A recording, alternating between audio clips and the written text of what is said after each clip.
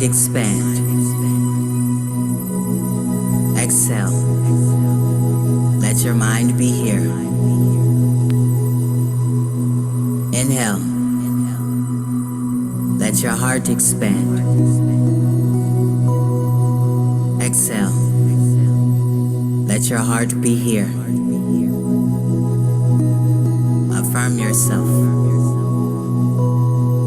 I accept myself as I am. I am enough as I am.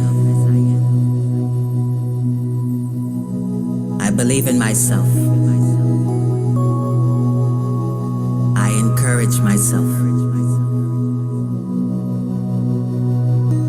I am worthy of all that my heart desires. I am worthy of all that I dream. I am a proud lover. I am a proud dreamer. I find joy in dreaming. I find joy in loving. I embrace all parts of my being. It's okay to be myself. I have something great to offer to the world. My offering is love. My offering is myself. I am needed. I am valued. I am appreciated.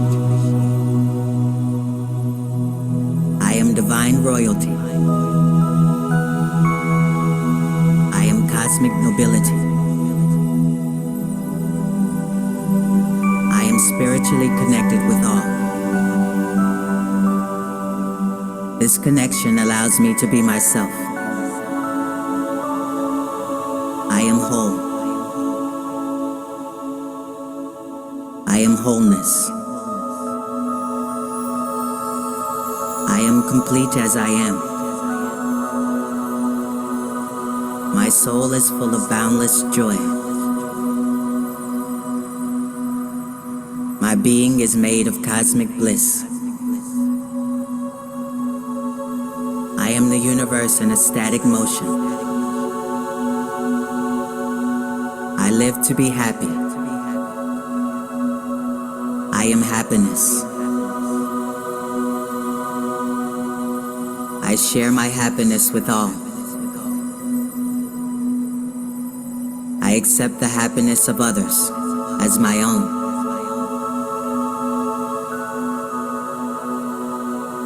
Life is full of abundance, beauty, and love.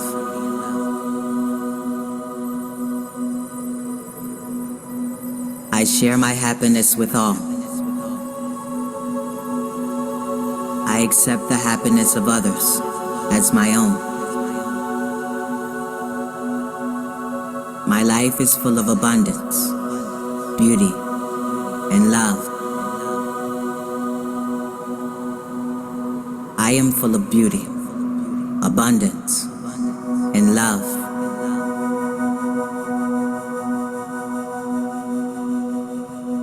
I attract high vibrational relationships.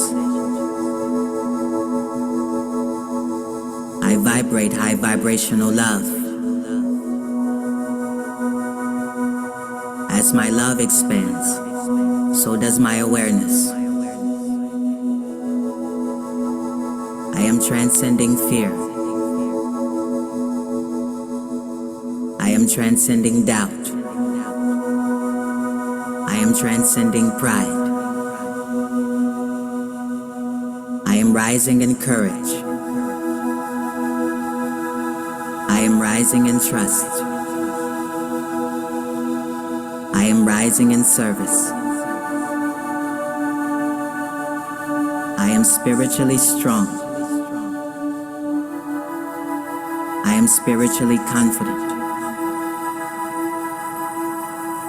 I am spiritually connected. I am unattached and spiritually free. I allow nothing to bind me. I allow nothing to enslave me. I allow nothing to control me. I allow nothing to break me. I am free. I am at peace. I believe in the success of the world. I contribute to the success of the world. All people are my people. All nations are my family. My love is omnipresent.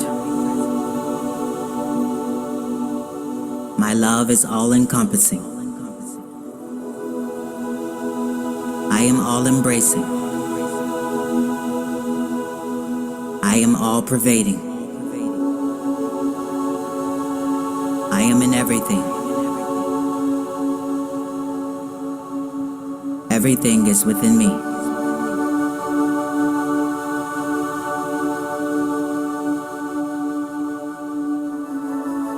Inhale. Let your mind expand. Exhale. Let your mind be here. Inhale. Let your heart expand. Exhale. Let your heart be here. Accept yourself as you are. You are enough as you are. Believe in yourself. Encourage yourself. You are worthy of all that your heart desires. You are worthy of all that you dream. Be a proud dreamer. Be a proud lover. Find joy in dreaming. Find joy in loving. Embrace all parts of your being. It is perfectly okay to be yourself. You have something great to offer to the world. Let that offering be love. Let that offering be yourself. You are needed. You are valued. You are appreciated. You are divine royalty. You are cosmic nobility. You are connected with all. You are whole. You are wholeness. You are complete as you are. Your soul is full of boundless joy. Your being is made of cosmic bliss. You are the universe in ecstatic motion. Live to be happy. You are happiness. Life is full of abundance, beauty, and love. You are abundance, beauty, and love. Allow yourself to vibrate high vibrational love, and you will attract high vibrational relationships. As your love expands, so does your awareness. Allow yourself to transcend fear. Allow yourself to transcend doubt. Allow yourself to transcend pride. Rise in courage. Rise in trust. Rise in service. Be spiritually strong. Be spiritually confident. You are spiritually connected. Allow yourself to be unattached and spiritually free. Let nothing bind you.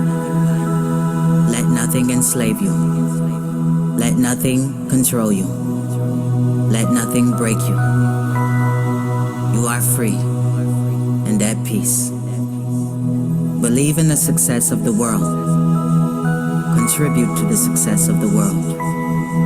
All people are your people. All nations are your nations. Your love is omnipresent. Your love is all-encompassing. You are all-embracing. You are all-pervading. You are in everything. Everything is within you. You are that.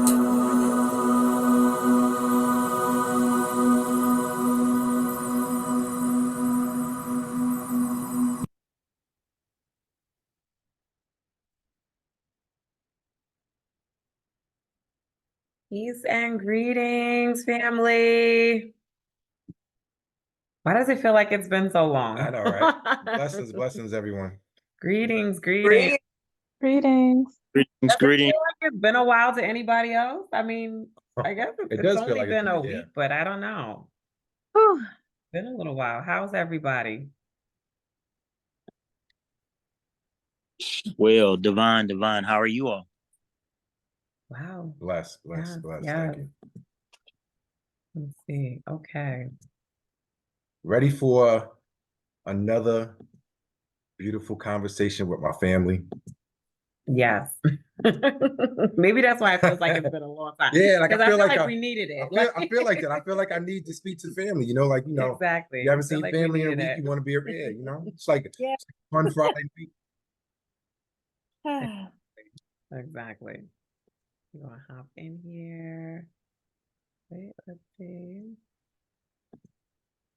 Oh, but yeah, I'm like, it definitely does feel. I think it is because it's just needed. It's needed. It's Right. needed. Right. It's needed. All right. Let's get in here. Let's get in here. Where are we? This week, I think this one makes for good. Not that they all haven't been good conversations, y'all, but I think this one. This is a good one. I think this one's gonna be. I mean, they're all relatable each week. It's always something that I feel is, relatable to everybody's lives. But I feel like this is another one that shows up, and it's just spark a good conversation. I'm interested in hearing how this shows up for everybody. Yeah, for sure. All right, let me know when you all can see the screen.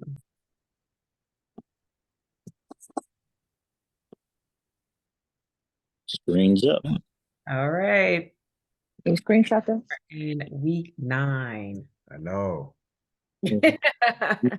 Week 9. Okay, we see the thumbs up. Thank you. Give thanks. So Joanna said greetings. AJ says, let's go. Hello, family. Yeah. Week 9. I was saying this last night with the Kings, like it's like 3 more weeks of yeah. Yeah. Of this part of the journey. Correct. Yeah. I mean, we have a lifetime with our family, but I'm just saying 3 weeks of this. Does it feel like it's been 9 weeks? No. I don't know. I don't know if it feels like it's been 9 weeks. Yeah. All right. Doesn't feel like it's been that long. It doesn't, right? Okay, so we're not tripping.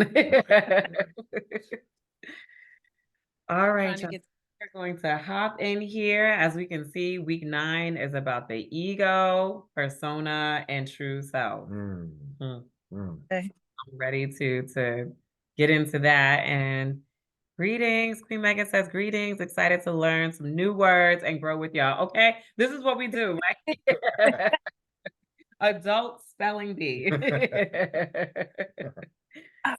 to dig in, and as per usual, okay? So first off, of course, we'll get started with our setting of the intention. So as always, our intention is to build a community in balance with the masculine and feminine energies. We aspire to end generational trauma in our communities through healing and growth. All right, and when you all are ready, family, feel free to unmute, and we'll get started with our call and repeat of our affirmation, our opening affirmation. All right. I am open to the wisdom within me. I am open to the wisdom within me. I embrace the path of self-discovery. I embrace the path of self-discovery. I am ready to strengthen my bonds with others. I am ready to strengthen my bonds with others. Together we embark on this sacred journey. Together we embark on a sacred journey. Sacred journey. Ashe. Okay. Ashe. Okay. Okay. Here we go, Here we family. go. Here we Here go, we go. family. Y'all Here we ready? go. Here we go. All right. So as always, we start with a blending of the perspectives from both Man Heal Thyself and also Sacred Women. Obviously, they are the core piece of our book study, at least this round, right? So what we've done here is made a comparison between the Arete in Man Heal Thyself of the Harmonizing Man of Serenity, and also the Gateway of Ast, also known as Sacred Union and Sacred Woman. So for the Harmonizing Man of Serenity, it refers to achieving a state of inner balance, peace, and alignment with one's true essence. It entails cultivating harmony with oneself, as well as with the external world and community. So it's without and within. This concept emphasizes the importance of holistic wellness, encompassing physical, mental, emotional, and spiritual dimensions, right? Then we go on to the Gateway of Ast, or Sacred Union. And this concept, it represents the divine union between both the feminine and the masculine energies within oneself, right? And we've talked about that before, how they both lie within all of us. Ast is often associated with the goddess Isis in ancient Egyptian mythology. And Ast, like Isis, is also symbolic of nurturing, intuition, and reception of feminine energy. And the Sacred Union is about emphasizing the importance of balance and actually integrating the feminine qualities along with what could be seen as the masculine qualities of being assertive, action-oriented, and so forth.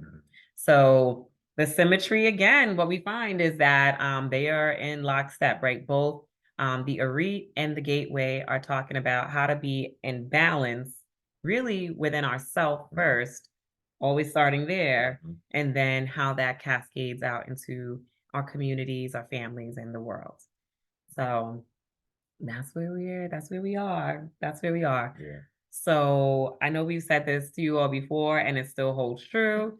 Every week, James and I go through a hurdle, challenges, and it's through the challenge that we kind of crack open the seed of what it is we think we could discuss with you all. And of course, it snowballs from there as you all add your own, wisdom and energy to that. So we'll get started. Yeah, I always say, like, every single week, I'm always just like so blown away how I'm like, why? Like, why is it show? I know why it shows up. It's so that we can have this dialogue and have a true understanding of it, Yeah. visually, mentally, physically, spiritually, understand, and embody what this week is about. But it's just always blows my mind every single week how Yeah. it shows up. Even though we know it happens every week, Right. It's still like we still haven't gotten to a place where we expect it to happen. So when it creeps up, it's like it's brand new every single time. Yeah. Yeah. And we ride the wave. And you know what but the amazing thing is, right, whenever it happens, and then I'm reading the Arete and I'm going through it, and then even on the King's Call, we go through it and we're going through each paragraph. It talks to what happens, and I sit and I'm like, oh, okay.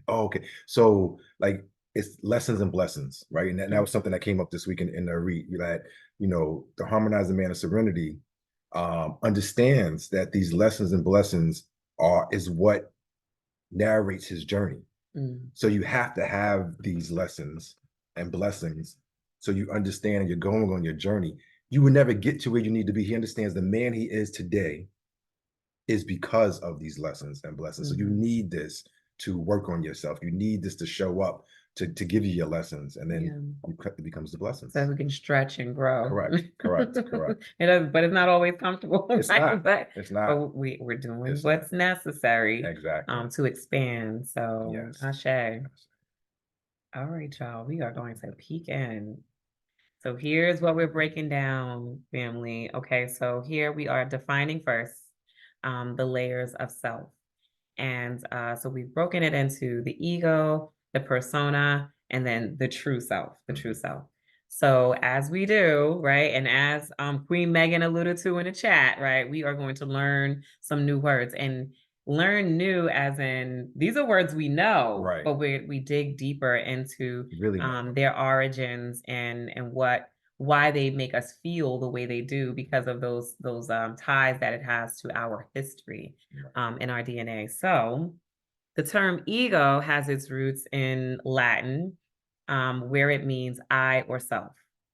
So it was introduced into modern psychology by Sigmund Freud as a central concept, right? And Freud used the ego to refer to the conscious mind, the part of the psyche that meditates between that mediates, between the demands of the id, which is our primitive instincts, like our also known as our animal instincts, and the superego, which is internalized societal norms, right? So that's like worldliness, being of the world. So it navigates and mediates between those two worlds within us. And in everyday language, ego often carries connotations of a sense of self-importance, perhaps even some self-centeredness. But essentially, what it truly means is a sense of self. It just means a sense of self, I or self. Persona has its origin in ancient Greek drama. So I'm not even going to go ahead and pronounce the word. Y'all see it here, right? But essentially, in the Greek language, in drama, the word persona was referred to as the mask that was worn by actors to portray different characters in a play. Right? So some of us, this may be new, and for some of us, it could be a refresher. But here we are now making the connection of why personas feel like a mask, because that is exactly what the word was intended to mean at its conception and its origin. So over time, persona came to be referred to as roles or characters, individuals that we assume in a social or a societal context. So the persona represents the social mask or the identity that we as individuals present to the outside world, which is often shaped also by the outside world, right? Societal expectations and norms. And then there's the true self. And so we did a lot of digging in this part, in this space, because when we're looking for an etymology or even definition of something that's kind of a conjugation of two words like this, it's very tricky to navigate, right?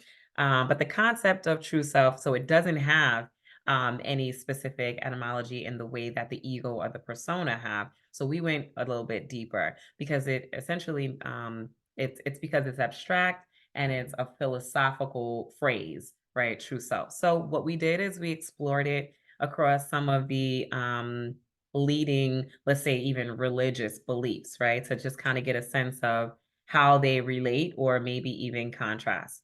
So the idea of an authentic self or true nature, which is what the true self is, has roots in various spiritual and philosophical traditions. So starting with in the Eastern philosophies, we've got Buddhism and Hinduism. And their notion of the true self or true nature was as an unchanging essence that's beyond the ego and the individual identity. So beyond the ego, beyond who we are as an individual, exists our true self, which is unchanging. It really doesn't change so much, right? The true self. The true self doesn't change. All right, so that's Buddhism and Hinduism. Then when we come over now from the East to the Western philosophy, thinkers like Plato and Aristotle, they discuss the idea of an essential self or soul, right? Essence is what is the word that Hinduism and Buddhism brought forward, and now we're talking soul. Christians define the true self as the soul or the spirit. Now we're going from essence to soul to spirit, which was created in the image of God, right? This is the Christian belief. The spirit created in the image of God and seeking alignment with God's will and purpose for one's life. And then Muslims. So Muslims define the true self as the fitra.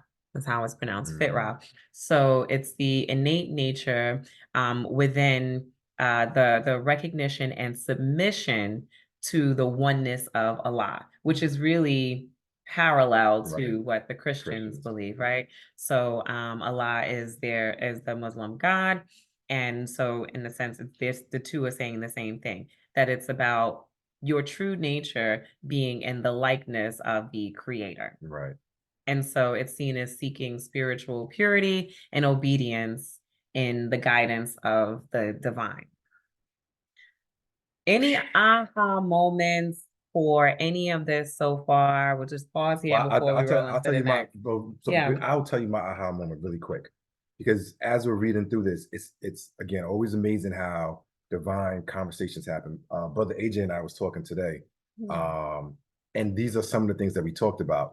Not knowing about how we're going to break down ego, persona, and true self, but we started talking about even like the mask, right? You know, a lot of, and we talking about just in the world, we want everybody to come to this healing, to come on these journeys, right? And you know, a lot of times when I sit back, I look at brothers that I know or brothers that I express to me how they're feeling, whether it's depression, whether whatever it's they're going through, and then I see them put on their mask and perform, right? And I said to Brother AJ, I said, yeah, actors of life, because actors of life. It's crazy. It's because, like, you know, an actor goes on TV or in a movie or whatever, and they act for the role. Yeah. But I see people act for life, because the act is I'm okay, and I am this and I am that, but inside you're not, and you're hurting and you're not healed. You're not looking to do the work to get to your true self, so that you can really feel at peace with who you are and be connected and aligned to the creator, to feel that inner peace. Instead, you look for things that make you feel good in the moment. Right. And what will make you feel good to others, because you know the society that you're looking at, that you're putting a mask on, they're almost giving you your temporary peace with yourself, because I got this this new outfit and everybody's liking it. I feel good about myself today. Until I get home and I take off the outfit and I have to look in the mirror and I understand I'm back with myself. And that's uncomfortable to be with myself. Right. And then I asked, and I was talking to Brother AJ, and I'm like, you know, I just don't understand how the easier route is to put the mask on every day, rather than doing the work to get to true self and true peace. Yeah. Because that would seem like, as uncomfortable as it is to get there, that would seem like the route that you need to go. But then, as he was talking, Brother AJ said, yeah, it's crazy though, but mindset is key, right? Because 5 years ago, who would have known that, you know, we'd probably think the same way. But we're here now, and we understand. So now we have the awareness. We have the awareness of it, right? And then you think about the ego, right? Ego will stop you, you know, from even accepting or wanting to go on this journey, or wanting to let down the mask, right? Because you feel like you have to keep this up, and your ego is telling you, you know, you have to be right all the time, or you have to be better than, or whatever the case. I can't, competition, right? And I can't be vulnerable, right? I can't let people see who I truly am, because I don't even like who I truly am. So how could I show it to the world? Because then you're not going to like me, right? But then again, the true self, though, is always, for me, is the key to peace. Because when you can sit in your true self and have peace, there's no judgment in the world that can ever get to you. That's so true. You know, you walk divinely in spirit, and you understand that even if another person says something to me that maybe back in the day I would have took as a judgment, or that I didn't like it, or I felt a way about it, in this day and age, I don't. I pray for them. I say, wow, you know, because you don't have to jump into your persona. Right? Yeah. So those are the things that jumped out at me. And just, again, it's just so divine how conversations happen, Yeah, you know? it's so true. So Queen Megan in the chat says cosplaying. Mm. I have not heard of Mm. cosplay come up in this, and it is spot on, right? Right. Cosplaying as societal acceptable. Mm. Mhm. Mm. Societally acceptable. And then AJ said, temporary satisfaction. Right. Exactly, Yeah. exactly, Yeah. exactly. And it's messaging and it's conditioning. Like Mhm. how many of us have heard over the years, especially even growing up, fake it till you make it. Absolutely. Like that Yeah. was something that was said in so many spaces as if it was always okay Right. to just fake it until you make it. So true. And if you hear these messages enough times, you believe that it is true. It is true. Like I can simply fake it until I make it. Yeah. And then once you start down that path, Right. it's very difficult to retrain your mindset in a different way. It is. But It is. keeping in mind that everything that we've read so far about what it means to be in the true self is anything but of the world, right? It's all about getting to the what we've called so far the essence, the soul, the spirit self, Right. which doesn't exist when you think when you're talking about worldly or society's narrative of what success is. Right, like your soul self doesn't define success the same way as living in America does. You know what I mean? And so, yeah, when we hear the narratives around things like fake it till you make it, Mhm. that's not for your soul self. That's not a message No. for your soul self. That's not a message for your spirit, your Right. essence. Right. That's a money-making mechanism. That's a tool, you know, in order to earn in a capitalistic environment. Yeah. You know the problem with that though is the fake it till you make it. You may think that you're faking it until you make it, but other people can see that you're faking it. Right. And you don't know it. You think you're doing a good job at it sometimes. Yeah. Right. Like really quick. Or you'll make it and you're not satisfied. Or correct. Or you'll fake it, you make it and get the job or the position that you want, but you're not really meant for it. Mhm. Right? Because it's not in spirit. Like Mhm. I'll give you a quick example, right? You know, in our worlds of being in corporate America and being managers of people, right? I always said, you know, the best managers of people are people that genuinely care about people. Yeah. Right? Yes, It's not about the exactly. business aspect of it. Yeah, we can be good at the number part of it and all that, but at the root Mhm. core of it, right? Managing people, what it really is about the connections with people and being able to be there for them, whatever hat you got to put on for that day, whether it's the therapist, whether it's the motivator, whatever it is, right? Exactly. So a person can fake it to get to the position, but then people see the genuine or the ungenuine or selfishness of a person when they get in that role and they're like, they don't really care about us. You know, they're only so The and mask comes off or it falls off. or slides a little bit and you see who they truly are. Mm. And again, I don't talk bad about anybody, but you know, in my job and I have a manager that's there and I always look at her and I always say, man, like this is not the role for her, right? Because she truly doesn't care about the people, right? I'll give you a quick example. Like the sky could be falling, right? And she can care less. Like today, at the end of the shift of everybody at the company, it was 5 o'clock and everybody's running out the door. The night shift is still going to be there until 8 o'clock. The systems crashed at like 4:50, right? A manager of people would not just walk out the door,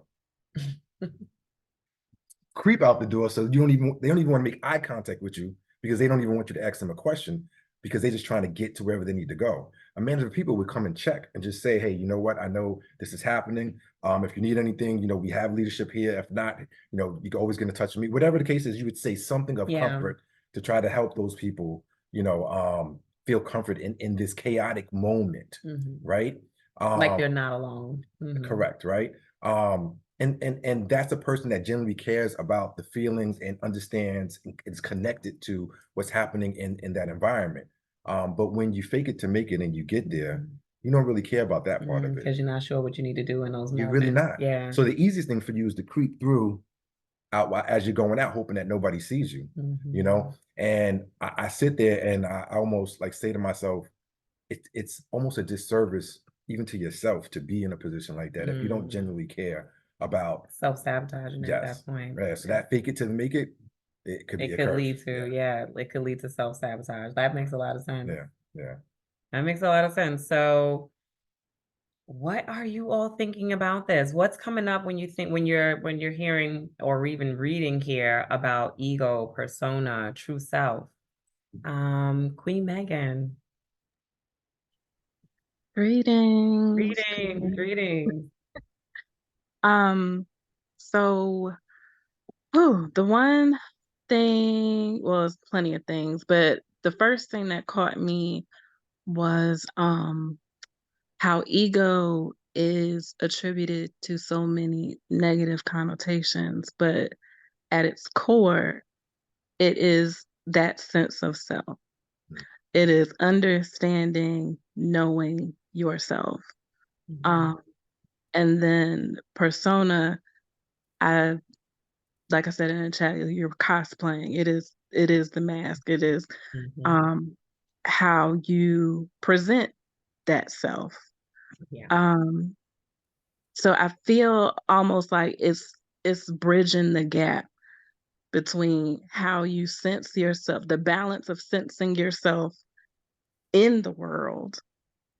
The persona is how you show up, but true self is basically that bridge. Like, are you acting in the way that presents your true self and matching it to your understanding of your true self? Or are you presenting or cosplaying what you think your true self, or just showing what your sense of yourself, your true self is in the world? So it feels like persona is a bridge to me. It feels like it's that middle ground of I'm acting in this way because I don't fully understand myself. I am taking in the information from how people respond to me or how I feel in these moments, and I'm adjusting in hopes of getting to my true self. Um, and when you get in spaces like this, then you feel safe to take the mask off and show up, um, and Yeah. participate and be yourself. Right, Right. You right, get a right. step closer to being your true self, and integrating that into your sense of Mm. self. So that's kind of what I was getting from it. Ashe, Ashe. Ashe, Ashe.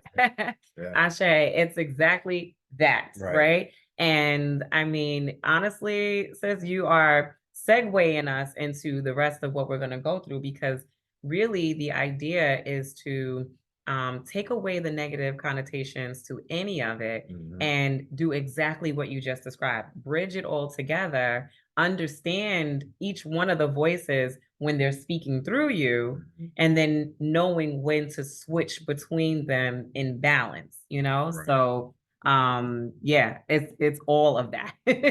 And I love how you sum that up in that Yeah. way, because it is definitely a bridge. There's a bridge through them all, for Mhm. sure. And King Dre and Queen Sha. Greetings, greetings, family. Greetings. Yeah, so I don't know, as you guys were talking, at first I started to visualize like Michael Jordan, LeBron James, when it comes to ego and how some people um dislike them because they feel like they are big-headed. Because ego to me is always attributed to arrogance, right? And right, so taking away the negative connotation from ego and seeing that it's originally meant as I or self, right? So if it's meant as I or self, ego and true self can really be interchangeable, Mhm. because I can show up as my true self, and my ego is part of my true self. So I definitely agree with Megan about it being a bridge through the ego, the persona, the true self. And when we're talking about persona and faking it till you make it, I remember I always, even you've said it to me before, like, you want to dress for the job that you want, not the job that you have. Like, you want to show Mhm. up in the world, in that space, in that way, so that you can be looked. And it's like, why can't I just be myself? If I want to come to work comfortable, does that change the fact that my metrics and my numbers still speak for themselves? That when I get on the phone, that I still connect with these people? Like, why do I have to show up the way that they require to see me in order for them to see me? Right, Right. right, Right. right. Why is it that I cannot show up as who I am, where I am, as I am? Yeah, yeah. Right. And I agree with you there, Shak. And I think that because there's a fine line between showing up as someone who's really just presenting their persona and faking it until you make it, or embodying the experience that you want to have. So for example, right? Like to your point, when our daughter, when Tiara, she's in 10th grade, last year in 9th grade, she went to Georgetown to do some pre-college class, right? And the class was actually online. So it didn't require her to wear the scrubs or any of the things, right? But I said to her, I was like, what if we go and we get the scrubs, right? So that you can feel the embodiment of what it feels like to be in this person who you're growing into, because she can already envision it for herself and it's already something her true self wants. But what does that true self look like while it's operating in that space? And to your point, Sha, right? Like it's a fine line, Right. because you don't want to be presenting as someone you're not. But if you're going to show up as the higher version, the next layered version of yourself, that's the distinction. Yeah. So yeah, I love that you call that out, Sha, because it could be a very gray area. Right. Like you don't want to code switch, Right. but you do want to lean into who you are growing into, Yes. evolving into. Yeah. Yeah. So thank you for that, Sha. Yeah. And it's true that the ego really means I or self. And what we're seeing here, as in the difference between the ego and the true self, is that the true self, it's not actually described as I, which is interesting. It's more about the spirit. And in some of these belief systems, it's about the spirit's likeness to God, or the spirit's likeness to the divine. Whereas the ego, there were no associations with a higher consciousness, a higher power, a higher self. It's just I, as I am today. You know what I mean? Like, so I agree with you, Sha. They're very aligned. And to your point, if you're in balance, they can actually be the same. They can be, right? And I love that you mentioned about the arrogance, because a lot of the time when people say, oh, that's someone's ego showing up, it's really arrogance. It's an attitude issue. It's not actually a person Right. issue. You know what I mean? It's like they could shift their attitude versus yeah. So I love that point. Love that point. And let's see here. So since Megan said, "Ooh, see me as I am." Exactly. As I am. It's funny because like when Shah was talking about just like showing up at work, and it's an American thing also, right? Because like working for the company like that I worked for before, it was always taught to be dressed up, suit, tie, because that's what you want to be presentable as. That's what they consider professional and presentable. When Europeans bought over the company and their CEO showed up, they were in jeans and sneakers. They're like new regime. Right. Right. And but they felt that, we know who we are. We know what we bring to the company. We know we are fulfilled and we're in the roles that we are. I don't need to dress the way y'all dress to prove who I am, because I am who I am. Right. And then they brought in their ideas of success because they were successful in their company. They didn't have to dress the part because they were the part. Correct. Exactly what Shah was saying, right? Like my metrics speak for themselves. Right. Dre and Shah.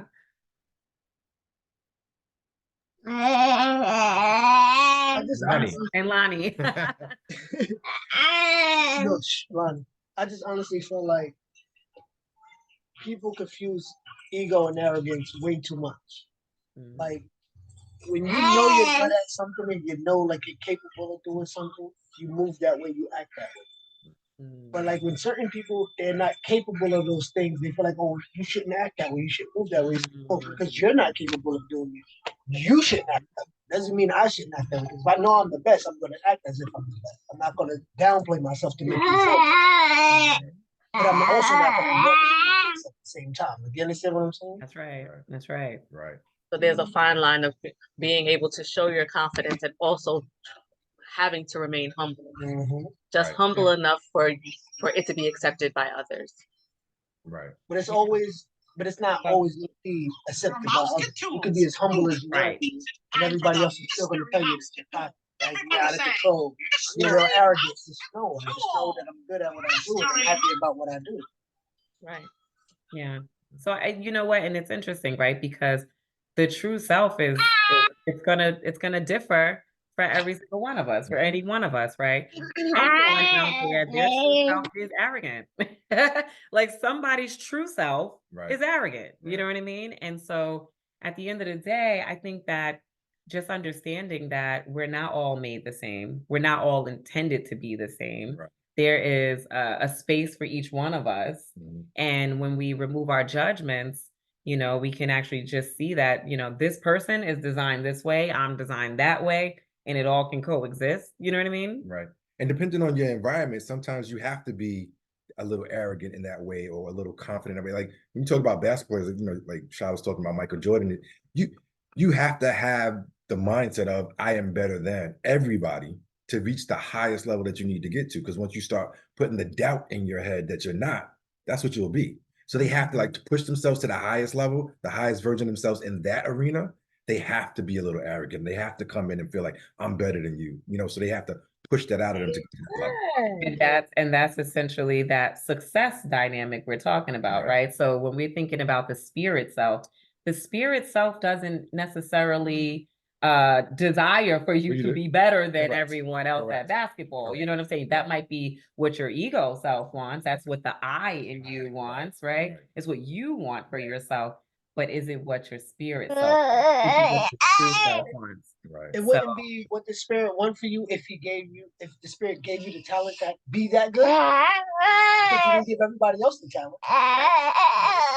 It's like your I spirit. think this is a good, I think this is it's a great challenging question because at the end of the day, right? And this is just this is my opinion, and I'm open it to whatever anyone else thinks on it. But if I have the talent, I have the talent.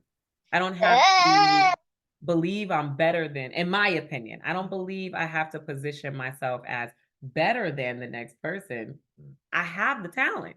It already exists. You know what I mean? So what I need to, in my opinion, do is commit to my reason why I'm doing what I'm doing. So if the reason why I'm doing what I'm doing is to show others that it can be done, if it's to bring success to an organization, it is to feed my family, whatever it is, if that's the why, and I can get behind the why, then do I really need to compare to anyone else? You know, I just focus on my why. You know, so I think that could be the distinction too. Right. I see a lot of hands going up, like, like, you know, like these are great questions. Yeah, Like, it is, it really is because I didn't even think about it in this way, right? Right. So I think the next Megan hand that went up is Queen Megan, and then we have King AJ and King Manifest. Okay, I'm back. So, I love the conversation about athletes. So when Sha said Michael Jordan, I was like, yep, exactly. I get it. But to the conversation at hand, I feel like we're getting away from what was brought up at the beginning, which was there's I, and then there's essence, spirit, soul, and these things. Spirit and soul and essence doesn't compete. There is no competition. It's also no recognition of I, because all, in my opinion, and all the gifts, talent, and things that you have is from spirit, the divine spirit. So it's not even really just you. It's the presence of the divine spirit moving through you in whatever this thing is, whether it's basketball, whether it's management, whether it's music, whether it's mothering your child, like whatever it is, that's divine spirit showing up through you, Mhm. because I am the vessel. Mhm. I am the animator of whatever this thing is. I'm the doer of whatever this thing is. So when when I'm saying I'm not in true self energy, because now I'm taking what I've just heard today. I'm taking credit, Correct. and it's not for me to take credit. Is for the Most High to show up, to show up. Yeah. So Ashe. that's kind of where I was going with that. I get, I'm complete. Ashe. And my finger is like so itching to go to the next slide, because a lot of what you It's just gonna be on, yeah.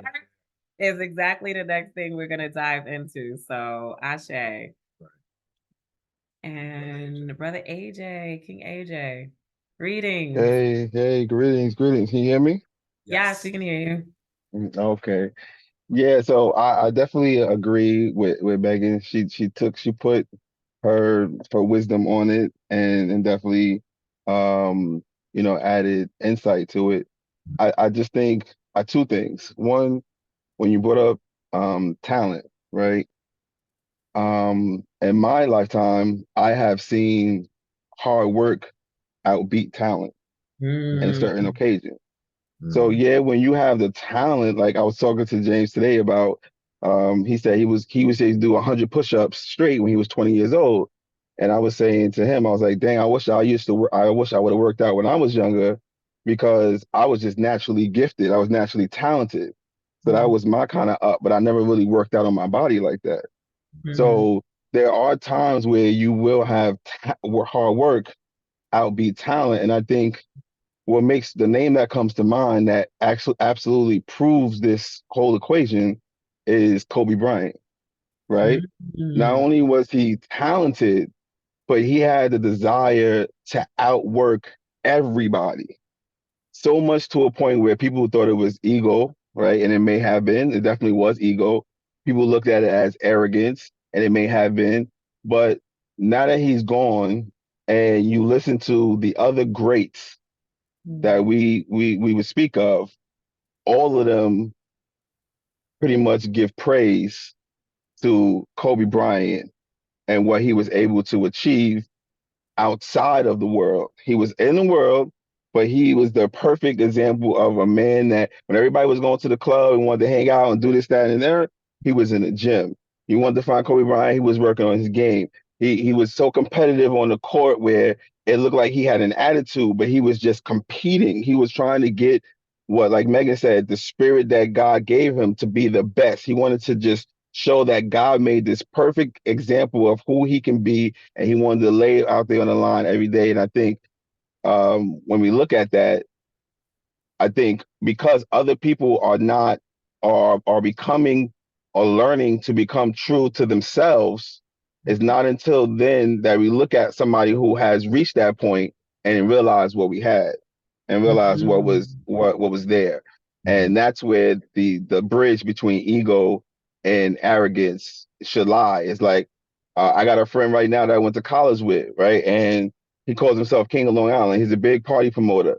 I know him from when he was selling, sneakers and stuff out the back of his car. People always look at him as arrogant and this, that, and third, but he has elevated himself to where he can call himself King of Long Island, have tens of thousands of followers, and he's good. And so I have friends that we grew up with that don't like him, can't hang out and can't be in the same room with him because they're not living their true selves. Never had a problem being around him. If he wants to talk about what he's doing, I got something to talk about too. I can talk about God. I can talk about my family. I can talk about kids. I can talk about anything you can give up. I can throw right back at you because I know who my true self is. So I never had a problem being in the same room with him or anybody else who was vibrating at a high level because they were at their true self. And I think that's the bridge right there between ego and arrogance. Ashe, I yield the mic. Ashe, Ashe. Ashe. Ashe. And that's profound too. Right. I love the thought around expanding what we're discussing, right? To even think about the idea of hard work Right. at times, Right. actually outperforming even talent. Right. Right. And how does that show up when we're thinking about true self versus ego or persona? So thank you, giving thanks, Brother Right. AJ, for adding that caveat to Yeah. it. Yeah. And then Brother Manifest did have his hand up, but I think it's down now. Brother Manifest, did you still want to speak? Peace. Yes, I just wanted to say something real quick. I feel that, when focusing on if we're both playing the same sport and I'm focusing on where you are in the level that you're in, right? That takes away from my own like building, right? From my own like it can even like discourage me, right? And make me feel other than, right? And so I feel that sometimes focusing on the perspective of being the best, right? And I think that sometimes we perceive being the best meaning that we have to be better than like we have to be passing everyone in that race. I think that that's a self journey, and we eventually get to the space where everyone else acknowledges it because we have fully acknowledged it within ourselves. And I only say that because, as an artist, I've had moments where I've looked to the sides and it hasn't really supported me. Many things have shown up, ego has shown up, and other things have shown up. And I think that ego is there's both sides to it, right? There is that balance that one has to create with the ego, which requires a relationship with the ego, right? And not beating the ego down because, hey, you popped out, you know what I mean? Like I don't think that that's what it's about. I think it's about having these relationships with these different parts of ourselves, especially those parts of ourselves that sometimes can be very challenging or show up in a just an imbalanced sort of way. So I don't necessarily look at it as if I want to be the best that I have to like keep looking to the side and see what everybody else is doing. I think that would be me wanting to be the best in the perspective of what they perceive the best to be. That's a word. I can conceive within myself, which would be probably a deeper sort of experience and much more connected to what my true intentions and purposes, as opposed to like, I'm trying to, just get this trophy. I'm also working on the journey of this, that I want to later on be able to say, yo, this is what I went through. This is what I put myself through to be able to work through this. And because of that, I became the best.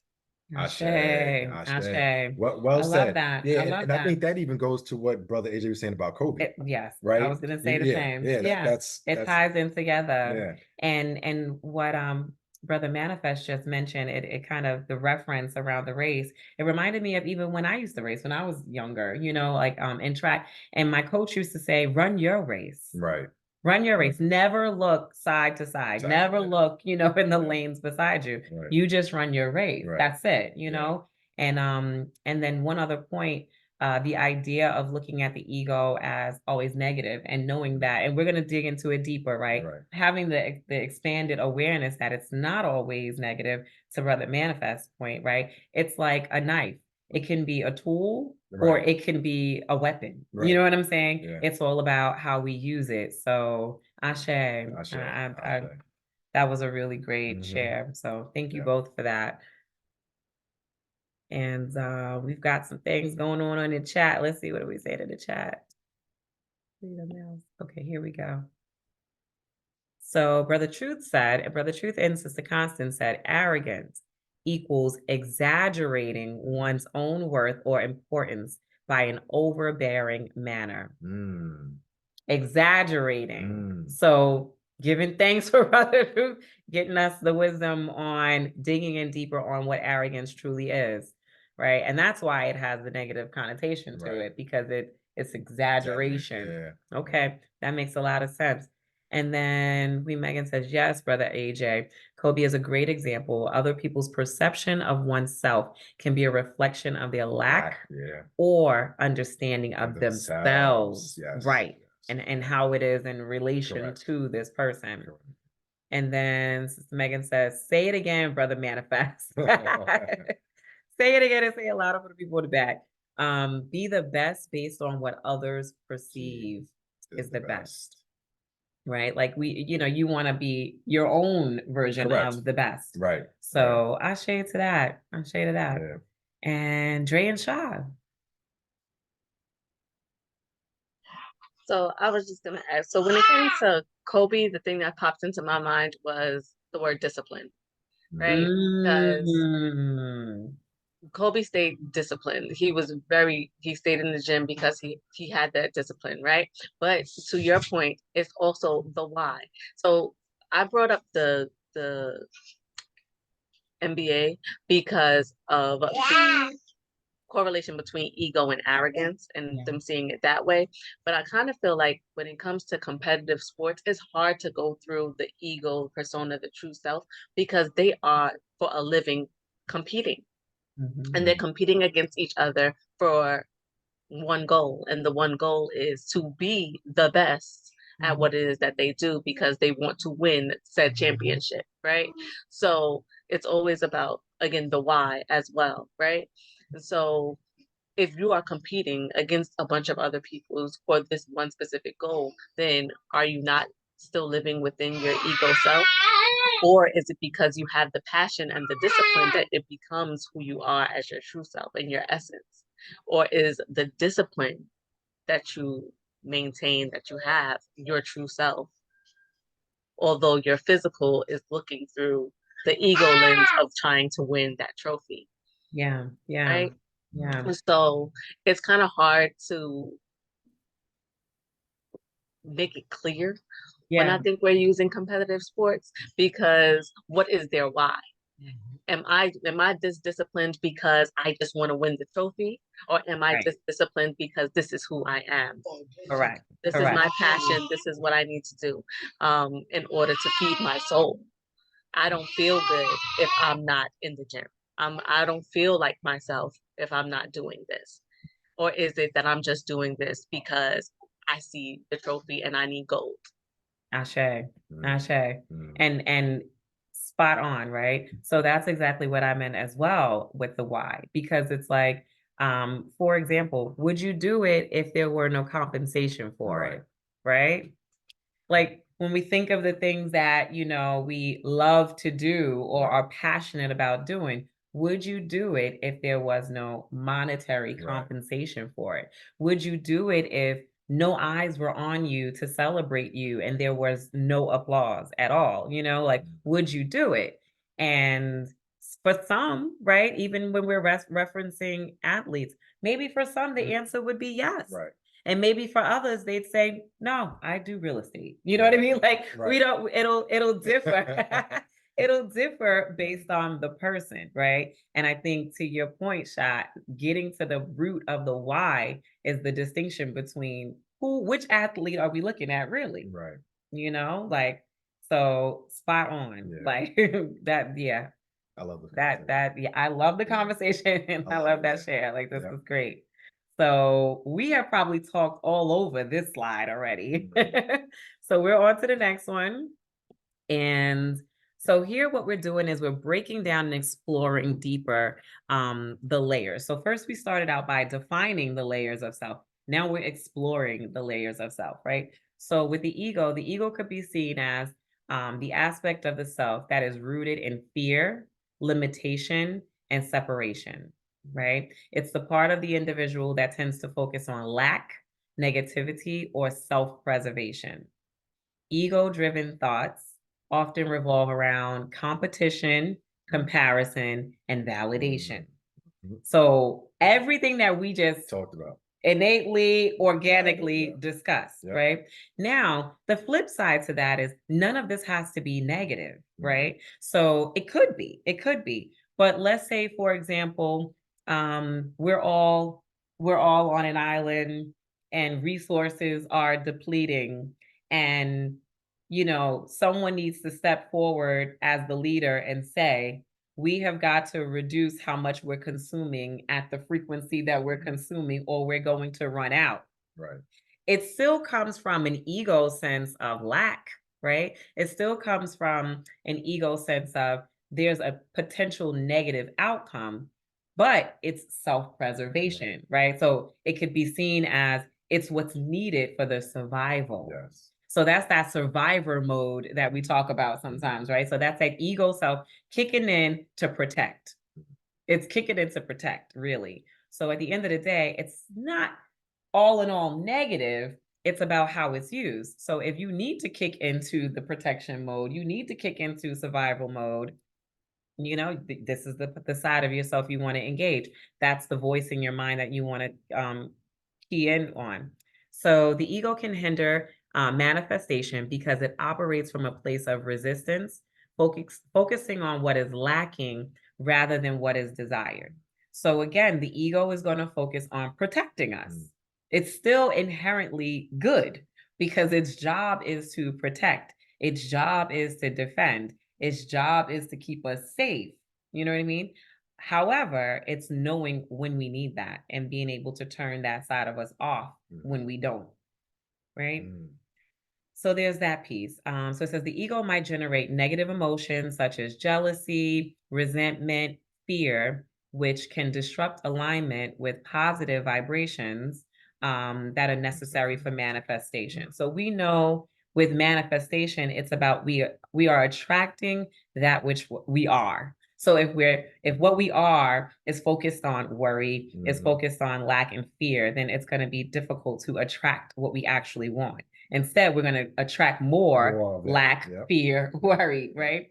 So, so understanding that piece of it, but also again remembering that resentment, jealousy, fear, even disruption to alignment is all information. So it's still inherently positive because it's information. If you feel jealous about something, it's your body's way of telling you that there's something about this that you desire. Right. There's something about this you desire. It doesn't have to turn into envy where you hate the fact that someone else has it, or, you know, but the jealousy layer of it is there to tell you, wow, this is something I desire. Right. And then now you have that information. Same thing with resentment. If you're feeling, experiencing resentment, it's telling you there's something about this situation that I don't find favorable. Right. And I would like to explore change in. It's still information. So negative connotation around the words, but it's still all still inherently positive because it brings us the information and the inner knowing that we need. When you get to that point that you can actually that you can balance it. Correct. Right. Yeah. Yep. That's what I love about this. Like as we go through this, like it's like, you know, Megan, I said in the beginning, like she's here to can't wait for the new words or how to understand, right? Like you come away from this with a better understanding. So when these things do show up, Yeah. You receive it differently. Yeah. You're you can shift gears, right? You're like, all right. That's it. Yeah. Right. Which voice do I want to speak for me today? Right. These are like, I feel like we used to talk about like the tools that you learn to use in different situations. These are the gems, the tools that you start packing away to use. Exactly. Yeah. Exactly. So then we have the persona again, right? So the persona could be likened to the external facade or the identity that individuals construct based on societal expectations, roles, and conditions. It's the mask we wear in different situations to fit in, to gain approval, or to protect ourselves. Now, again, persona doesn't have to be negative either. A persona you could have is the mother, being a mother. When I think of Tanasia as a being, I am an energy. Mother is a title that I take on in a responsibility, in a role, right? And that's a persona. That's a persona. If I have now attained, you know, my juris, you know, doctorate, right? And now I am an attorney, let's say, right? I'm an attorney. That's now a persona, because when I show up into spaces and I bring this hat with me of the knowledge that I have now consumed in terms of law, Now I have that persona that I can shift into. Right. Someone comes on an airline because someone is ill and they're like, is there a doctor on the plane? Right? It's like, okay, that person now goes from being the spirit being who was on her or his way Right. on vacation Right. to shift gears Switch. into Yeah. their persona so that they can now help or protect others or even themselves. Right. So the persona, it goes the same, right? It doesn't have to always be negative. And that's why we're getting to this place of understanding we can use all layers of this. While the persona serves a function in navigating social interactions, it can also lead to a sense of disconnection from one's truest desires and emotions. So this is where, you know, if you're allowing your persona to take over your true voice, right? Now you can find yourself in a space where you're completely ignoring your truest desires, right? So giving another example, going back to the mother, how many mothers have ignored that they needed a day to themselves, ignored that they needed a spa day, ignored that, you know, they felt a little pinch in a specific area of their body and they needed to make an appointment. They ignored whatever it is that was going on with them because the persona of being a mother came first for the day. I needed to do this, and this, and I can't focus on me right now. So in those situations, we can find ourselves, you know, totally ignoring things that really do require our focus and attention. And then now we're falling into misalignment. Right. So that's just one way that a persona, same thing for a father, right? Let's say a father has been working really hard and is ignoring that sometimes he feels like a little bit faint. Is ignoring that you know, sometimes he feels a little pinch in his shoulder. He's ignoring his body, ignoring the signs that it's giving him because he's feeling like he needs to provide in some way. He feels in some way like there's this thing that I need to be doing for my community. So I have to put them ahead of what I'm physically feeling. Right. But that persona of being the humanitarian, that persona of being the provider, that persona of being the father, the husband, the significant other, the partner, whatever it is, does it get in the way of you being able to just be your true self? And if it does, then that's when we know it's out of balance. Right.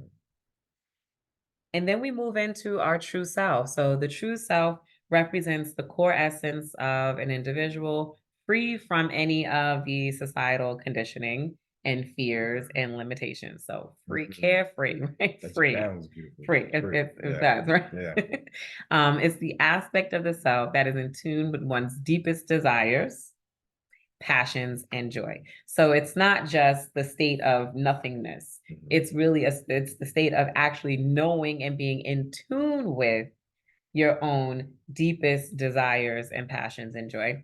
And then there's aligning with the true self, involving connecting with one's inner guidance system. So now you're getting so good at knowing the voice of your true self that now you have also identified how your true self communicates with you within your physical being, within your actual guidance system, right? Through positive feelings like love and joy, or even gratitude. Right.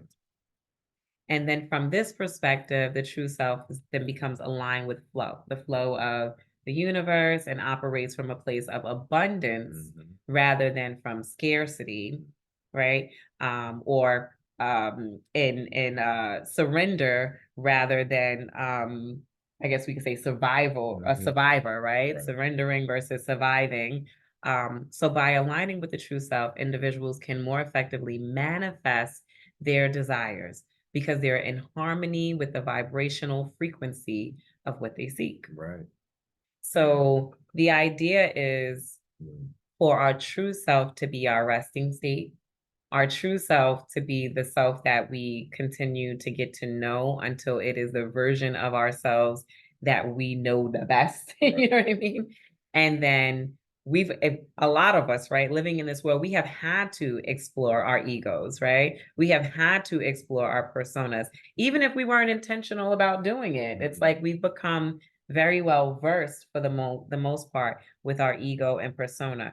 What we could do work on is identifying which voice it is we're hearing in the moment, so that we allow the, the voice that we would like to speak for us to do so. Right. To do so. So that brings us into the advantages and the disadvantages of both the ego and the persona. And this is a little bit of an eye chart, right? Like it's kind of small, but we'll go through it. So for the ego, the advantages can be seen as the self-preservation, right? Because again, we're saying this is not all negative. Yeah. So the advantage is that the ego serves the purpose of protecting, like we said, right? Protecting the individual from threats, danger, both physical and emotional. That's what the ego is there to do. Identity formation is also an advantage. So it helps in the development of a sense of self. It helps you to differentiate yourself from others, kind of like what we were talking about with all of the athletic discussion we were having, right? It's like how people are chasing a goal and having to be measured up against the success of others, right? In order to measure it, but it helps to form an identity. Motivation and ambition, again, another advantage. So the ego can drive individuals to strive for success, achievement, personal growth, the goals. And then also there's problem solving. So it's beneficial to us all because it enables us to analyze situations, make decisions, and take actions to overcome the challenges and the obstacles. Explain that too. Right. Yeah. So this is what so here we have, those are the advantages. Right. Then there are the drawbacks, right? Or the disadvantages, or perceived disadvantages. So fear and anxiety. So the ego is often driven by fear, which then can lead to anxiety, stress, and even insecurity when faced with uncertainty or when faced with threat. Selfishness and conflict. So the ego-centered behavior can lead to selfishness. It can lead to competition and conflicts in relationships, as well as having individuals prioritize their own needs and desires over everyone else's. And there may be times you need to do that, but it's just a perceived disadvantage at times, right? Depending on how it's being used. Resistance to change. So the ego tends to resist change and cling to the familiar patterns and the familiar beliefs, even when it's no longer serving us. So when we think about our connection to things that are no longer serving us, what part of the ego is showing up in that? Limited perspective. So the ego can also create a narrow or rigid perspective, which prevents individuals from considering alternative viewpoints. Case in point, like you were saying, right? If you go into a meeting and there's a person who's like governing the meeting and not really open to hearing the ideas of anyone else in that space, and not allowing space for other viewpoints, this is the ego showing up with a limited perspective, right? So those are the advantages and disadvantages of ego, or perceived, we'll say, disadvantages of ego. So same now for the persona. So the advantages for persona would be social adaptation. So that would be where the persona allows us to adopt or adapt to different social situations and roles, and to facilitate smooth interactions and be able to communicate, right? The persona has shown up, and I am a mother, and I am in my motherly energy, and I'm here, and this is like, right? So that's that. Or I am a father, right? And the father show, or I am a doctor, or whatever it is, right? The ability to adapt. The other part of this would be professional success. So a well-crafted persona can enhance one's professional image and reputation. And this is the part that I think Shah mentioned, and sometimes it can be kind of saddening, right? Because society does have expectations of how certain individuals are perceived in a societal norm to carry themselves. And a person could be looking for you to show up as that in order to check the box that they trust the image and the reputation that comes along with your packaging. Not sure how I feel about that, right? In some cases, I mean, let's say, for example, there are some roles that there are specific physical qualities that you need to have in order to accomplish it, right? So like when I think about even at my job, there are some roles where you have to be able to physically lift a certain amount of pounds, right? And so it could be tricky to see a person and know if that looks like, if they look like they could do that, you know what I'm saying? Right. Because looks can be so deceiving. So there are tests instead of this image and reputation in order to be able to say, hey, if you can do it, let's see you do it and, go forward. But I know that there are still a lot of spaces that this needs work. I mean, yeah, I mean, you look at, and a lot of things, like, let's even think about the vision of what people think, even back in the day before hip hop, right? But it was like, what is that? That's not music, right? And you have this image about you that they look at as like, gangsters or whatever the case is, right? So they had this stigmatism already of what that is. But there was a person that was in spirit that says, well, I'm just talking about my environment and where I come from, and this is me. So I'm representing me and where I come from, and this is our story. You may not like it, but I'm going to keep saying it. And they fight against what the norm is, and now look at it today. Right. Now you have the reverse where sometimes there were people who were dressing to look like, right? Like they were of the street, right?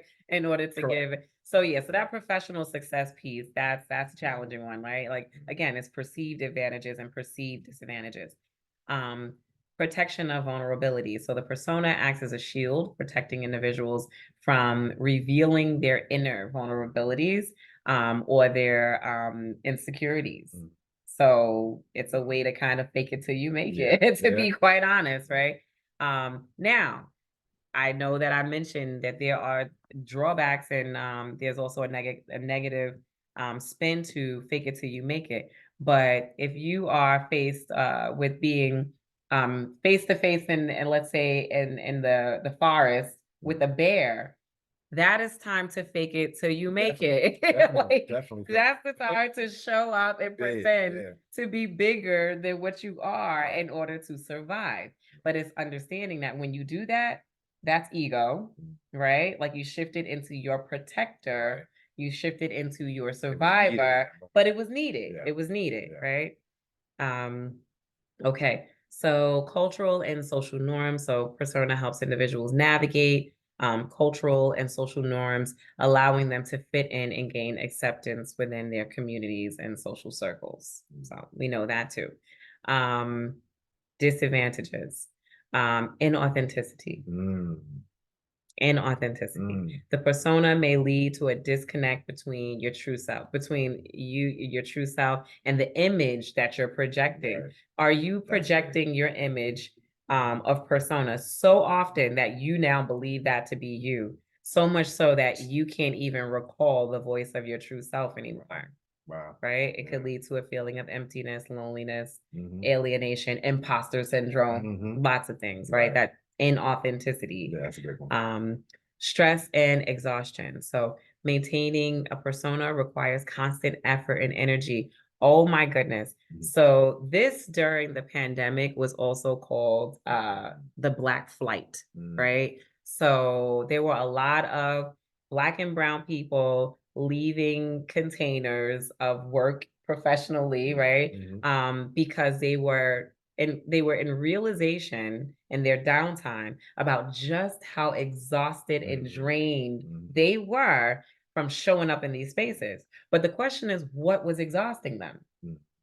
This is it. That's it. Showing up in your persona, having to be someone that you're not, Right. code switching, posturing up to be in a poised position that's very different than you, wearing the tie and whatever, and this is not even who you are.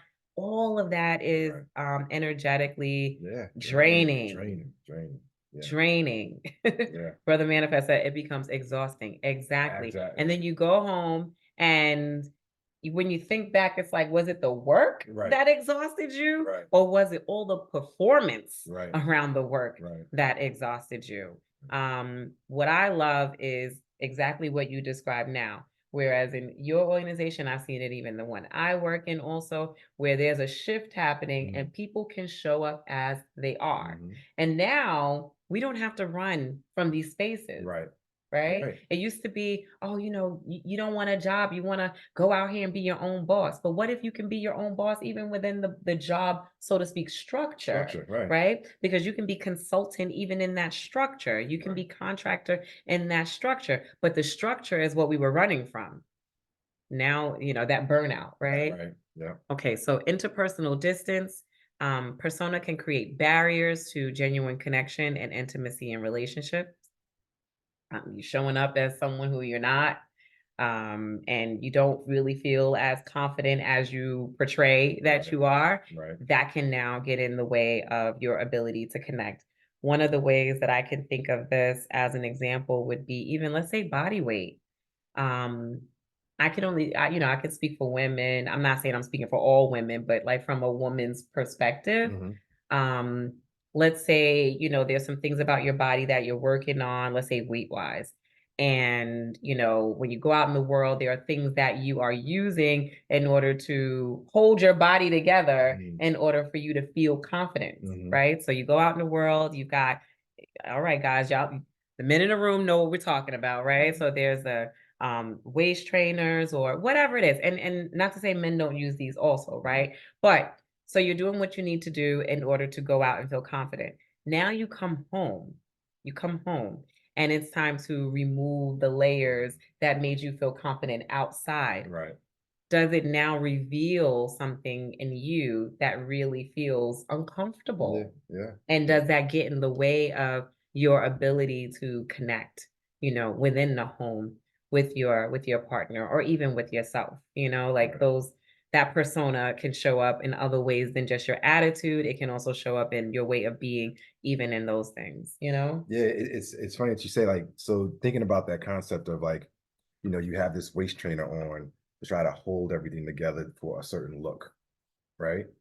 Just like the man that is fighting depression doesn't really like himself, right? Mhm. So he puts on the mask and he puts that tightness thing Well together, dressed. right?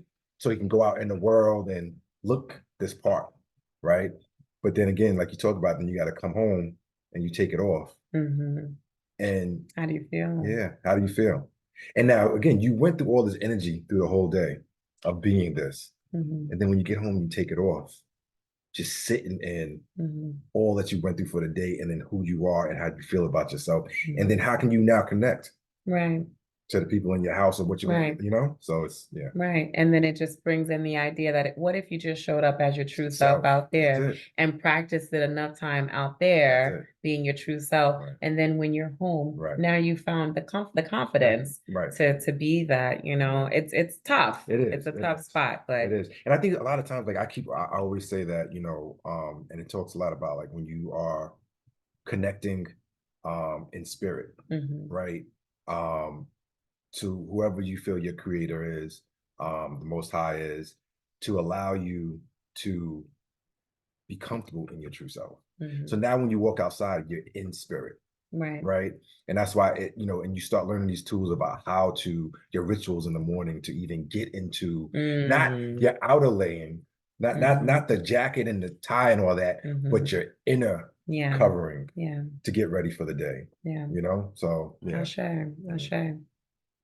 And then the last bullet on this, right, for the perceived disadvantages would be the identity crisis, right? So having an over reliance on your persona can result in an identity crisis where you really are struggling to even know who you are. Mm. And oftentimes, this can actually show up in a myriad of ways, right? But I mean, it could show up in constantly changing how you present yourself. It also shows up in assuming the personality of other people.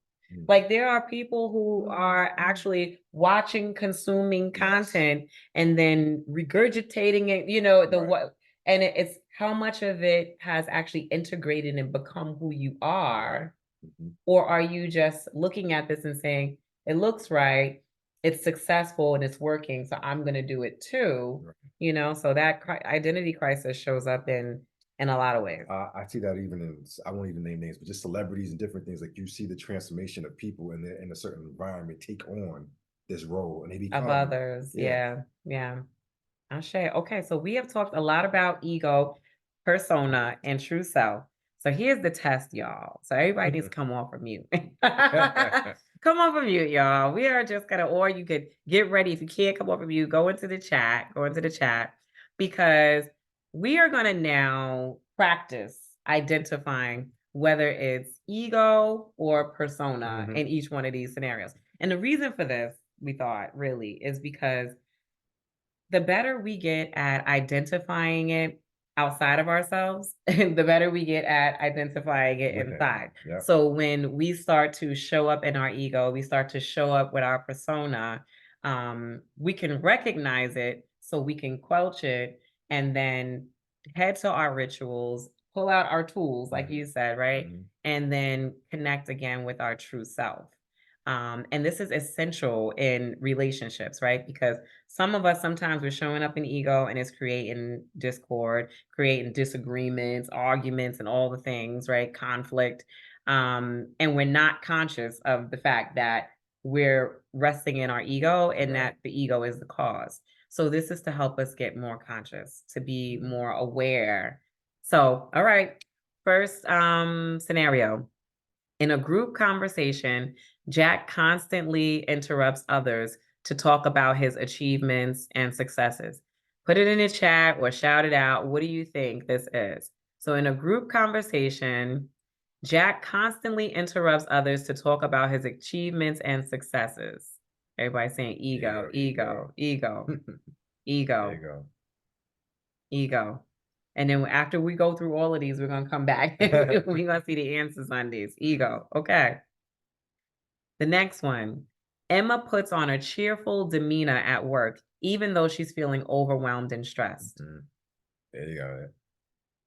Letitia's like, I'm on it. She's on it. Yeah. Or it's like, I'm right here too. There you go. Look. Persona, persona. Exactly. Exactly. All right. Persona, persona. Okay. During a disagreement with a friend, Sarah refuses to admit fault and insists on being right. We see this a lot. That's not me, look. No. It's none of us. None of us. Yeah, no. Ego, Yeah, ego. yeah. Ego covers. Watch, you know, what's gonna happen is like people are gonna be just listening to other people, they're gonna be in their head, they're gonna be like, ego. That's right. We're gonna get Persona, so good at this. persona, It's yeah, like, oh, that was the ego showing up right there. Persona right there. I see. Walk right in the door. Yeah. Okay, we're up to number 4. At a networking event, John exaggerates his accomplishments and brags about his connections to impress others. Ego. We got a voice that time. Okay, right, ego. right. Ego. All right. The voice beat the words. See Right. ego. Okay, Linda pretends to enjoy a hobby she dislikes just to fit in with her friends who are passionate about it. Persona. Right. Everybody's saying persona, persona. Okay. Okay. Everybody's Persona, persona. Yeah. We're agreeing. Okay. All right. Mike feels threatened by a colleague's promotion and decides to spread rumors to undermine their success. Is this ego or persona? Orlina led the way on this one. She's like, I know exactly what that is. Seen that before. Ego. Yep. Everybody's saying ego. Okay. And during a family gathering, Lisa hides her true emotions of sadness and disappointment behind a forced smile. The mask. Persona. Persona. Persona. Everybody's saying persona. Okay. The next one is David portrays himself as confident and outgoing on social media, even though he struggles with insecurities in real life. Persona, yeah. We're all saying persona. Yeah. Everybody's in alignment. We're in alignment. We're in alignment. We done studied it out. Look, we went to the origin of the words. Like, we in here. Okay. So now that was on a very individual scenario based, right? So the next 8 questions or statements, rather, scenarios are how things show up in relationships very specifically. So starting with Jack. Jack constantly criticizes his partner's choices and belittles their opinions during arguments. Is that persona or ego? Ego. Ego. Ego. Anybody saying ego? Anybody think different? Or ego? Ego. Okay. And the next one, Sarah pretends to agree with her partner's interests and hobbies, even though she finds them uninteresting. Carlita's like, persona. Yeah. Yeah. Okay. Everybody's saying persona. Okay. Next one, number 3. Emma becomes defensive and refuses to apologize after hurting her friend's feelings in an argument. Yeah, it's quick on that one. Right? You didn't even finish. Ego. Ego. You Okay. must know some people like that. Now we don't know anybody like any of this, right? So number 4, John showers his partner with extravagant gifts and grand gestures to show off their relationship on social media. Ego, persona. You see that a lot. Oh, we got capital letters on ego. Yeah, right. Capital letters on ego. Okay. Lisa avoids confronting her partner about her true feelings of unhappiness in the relationship, fearing conflict and rejection. Letitia Quick was on that. on it. Quick on it. Like it's kind, like Alicia's like, how many words per minute do y'all type? Are y'all copying and pasting? Like what's going on? Like, it's coming in fast. Persona. I think they copy and pasting. Yeah, right. I mean, failing to share your true feelings. Okay. Mike manipulates. Mike, I see what we did there, right? Mike with the M, right? Right. So Mike manipulates his partner's emotions to guilt them into doing what he wants, even if it's against their wishes. Ego or persona? There we go. Look at that. Manipulation and ego. Like we moving a little bit slower on that one. We like, because it feels like it straddles a little bit. Yeah. That one feels like it straddles a little bit on tiptoeing on both sides. But all right. So we went with ego. Okay. Number 7, David puts on a facade of being the perfect partner in public, but behind closed doors, he is emotionally distant and neglectful. Persona. Look, outside, he just hugging and carrying on, and inside, he's in the man cave, right? Like nobody's seen him today. Right. Persona. Okay. The next one, the last one, and then we're gonna go to Shy Dre. Look. The last one. Emily constantly seeks validation and reassurance from her partner, unable to trust in their love and affection. Ego. Ego? That's a tough one, right? Ego or persona? Seeking validation and reassurance from the partner. These are good. Ego. Okay. These is good. I like this. I think like people were this. connecting Look, with some people they know because they was laughing and they were talking about and laughing. Look, we were so fast at this, y'all. Like we're gonna be so good when we are talking to our divine mates, friends, my ego, co-workers, persona, family members. We're gonna be able to call it out. We gotta Yeah. make sure they're ready for it though, y'all. All right. So Dre and Sha, yes.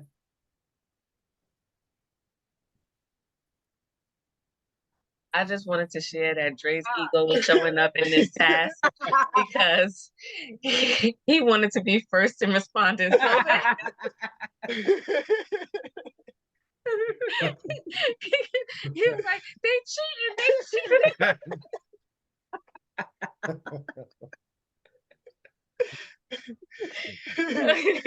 Yeah. I That's cannot. it. So I was like, I'm gonna come off of mute. I just wanted to snitch on Dre. That's it. Right. Okay, I'm going. He's just trying to be the best. He's trying to be the best, you know. He was operating in his ego. Yeah. Oh my Yeah, goodness. Mr. Megan. Yes, yes, it's the Megan.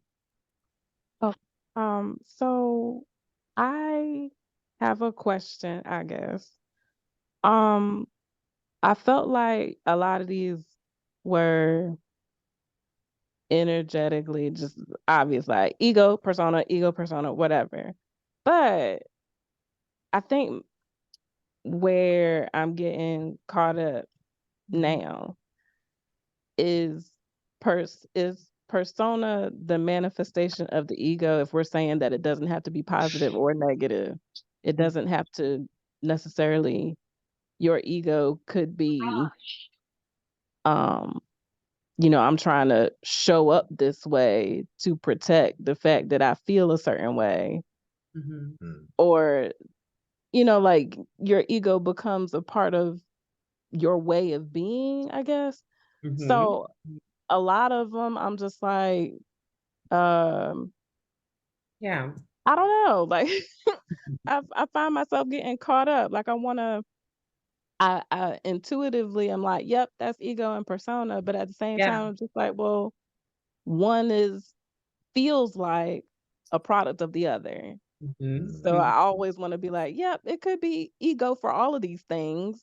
And that's just how they choose to show up in that particular space, because they feel a lack or they feel threatened in some way. They're trying to protect their emotions and mental space of where they're at that time. So yeah, I don't know. Yeah. So for me, right, the distinction becomes persona is the mask, right? So it's the fake it till you make it, right? So in these scenarios where we are completely in pretense, right? Like number two, for example, Emma puts on a cheerful demeanor at work, although she feels overwhelmed and stressed. Like those are the ones that are very glaringly like obvious, like, you know what I mean? So I hear what you're saying on that, sis, because there were a few, right, where it feels like it tiptoes on both sides, right? Which is true. Or like number four. So it depends on that why that we're talking about, right? But just some of them, like I said with number two, it's pretty clear that yes, there may be a why underneath all of that. I'm sure for each one of them there is. But the idea is that she's presenting in a way that's not of truth. So the ego doesn't necessarily have to be lacking truth and in authenticity. It just means that it's in its survivor mode, it's in its protector, but it's very much in its truth. You know what I mean? Whereas the persona is it's a further step away from the true self, and it's more about the role, or it's more about hiding, or it's more about not being revealed, so to speak. So one of the ones that we said was ego. Let's see. So Mike feels, let's go to number 6, right? In the first column. So Mike feels threatened by a colleague's promotion and spreads rumors to undermine their success. So Mike's not pretending to be anybody else. Mike is not wearing a mask. Mike is not faking it till he make it, so to speak, in any of that. What Mike is doing is very specifically, it is charged by the competitive spirit within Mike. So that one is another that's like really clearly, distinctively ego, But then there are some, like there was one. So for example, John, number 4 in the second column, right? So John showers his partner with extravagant gifts and grand gestures to show off their relationship on social media, right? So in that one, it would seemingly be also persona, right? Because it could be seen as fake, right?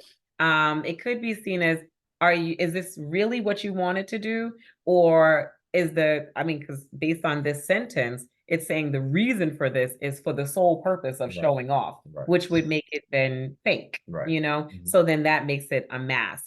but it could also come from or stem from a place of ego, Yeah. which is saying like, I'm competing Right. with someone else I need who to I saw show off, post yeah. what they did for their partner. However, the statement didn't necessarily say to compete with someone else who was posting their partner. If it did, then we'd say ego. But because it's just saying that essentially in this scenario, he's being fake or having a mask, then it would be persona. Right. So, but I agree with you, sis. Like the line gets blurred sometimes, and that's why we're practicing, you know, together, like literally, right? And it may not always be black and white. And it may not always be black and white. That's a And it great might- point. And sometimes you might have to ask, Right. right? Like the why to understand it a little bit better. But the knowing that none of these are the true self is really the point. All right, exactly. You know what I'm saying? Like knowing that all of this, whether it's ego or persona, it steps away from the true self. Yep. And unless there was some immediate danger or reason why you needed to hop into your ego or why you needed to pull into persona, none of these scenarios gave a reason for any of that. So, yeah. Any other thoughts or questions on this?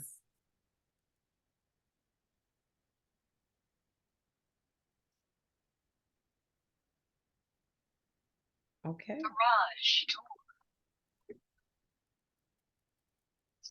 Oh. Sis Felisa, were you coming off of mute? Maybe not. Okay. No, my apologies. Oh, it's okay. Thank you. Okay. No, that's fine. And Brother Truth and Sister Constance.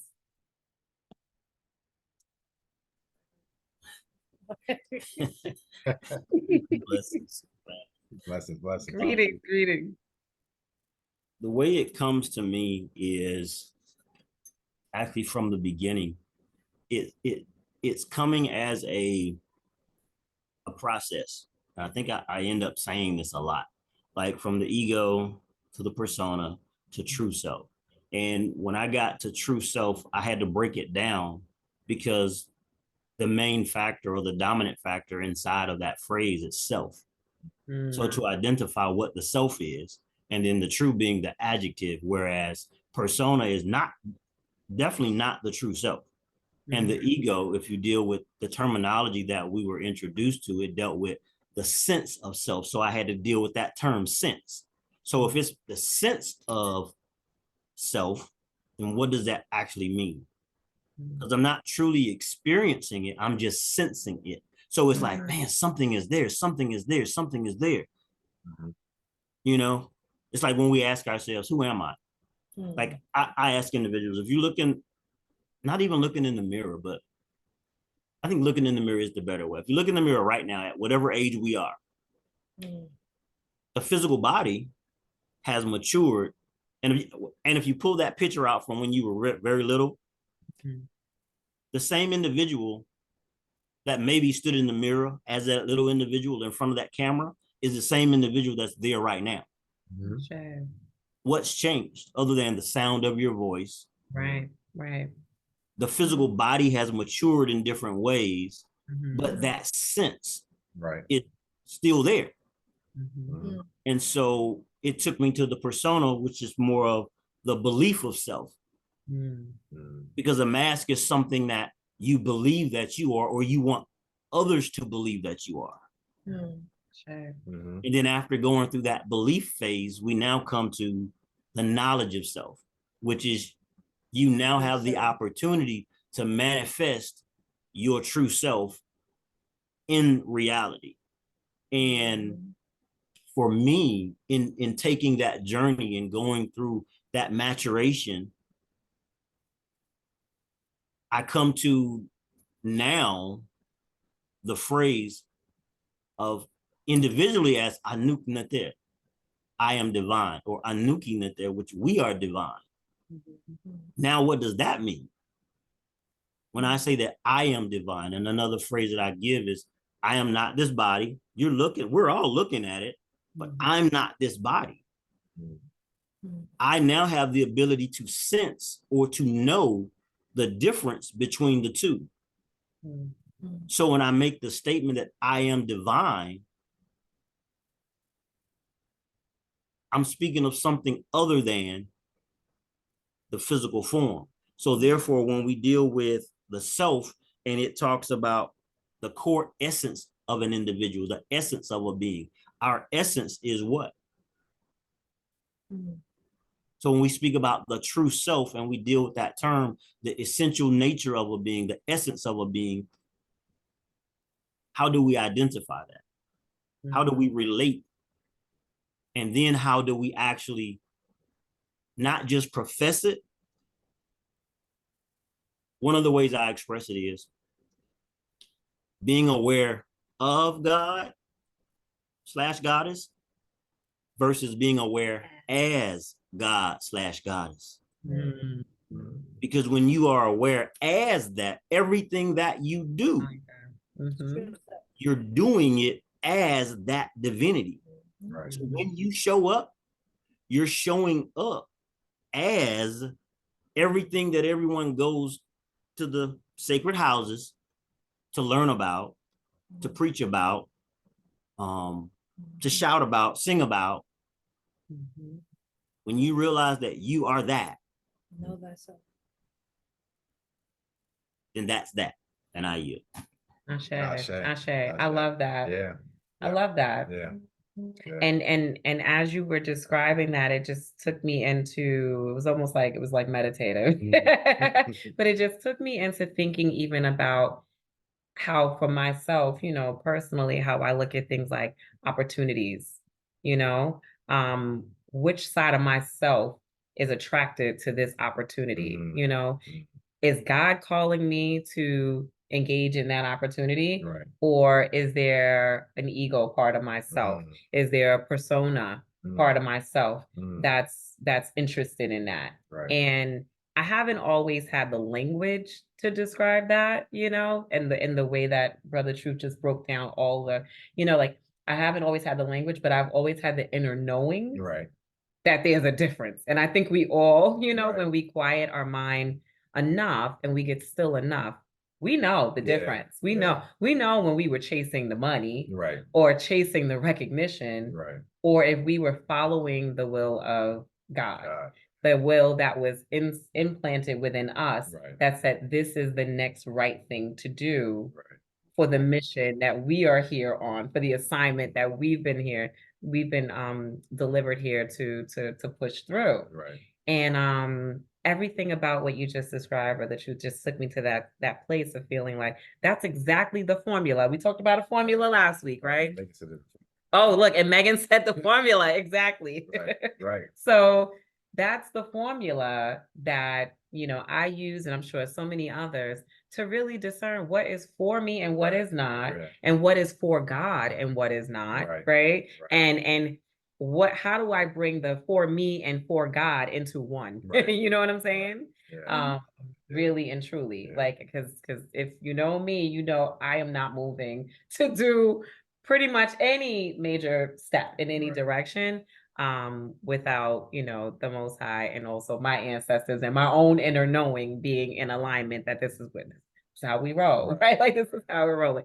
So often I have been sat down because I didn't necessarily do things in full alignment in that way. So yes to the formula. That's exactly what that is. And give thanks for it, Brother True. Yeah, something else. Yeah, sure.